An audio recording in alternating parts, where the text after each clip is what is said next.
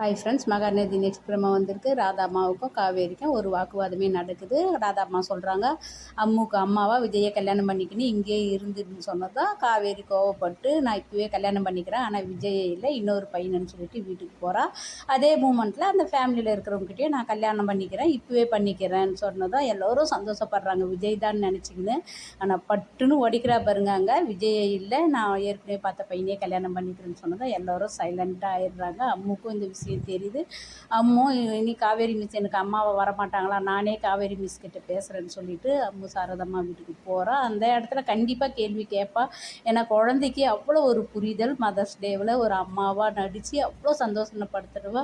இப்போ அம்மாவாக வரமாட்டேன்னு சொன்னால் கண்டிப்பாக கொஸ்டின் கேட்கும் குழந்தை. அப்போ ஏன் மதர்ஸ் டேவில் எனக்கு அம்மாவாக நடிச்சிங்க, என்னை ஏன் அம்மான்ற போல் சந்தோஷத்தை காட்டினீங்கன்னு கேட்க தான் போகுது. காவேரி இதுக்கு என்ன பதில் சொல்ல போகிறா? இந்த பதிலை சொல்ல முடியாத இவ அம்முக்கு அம்மாவாக கண்டிப்பாக விஜயை கல்யாணம் பண்ணி தான் ஆகணும்.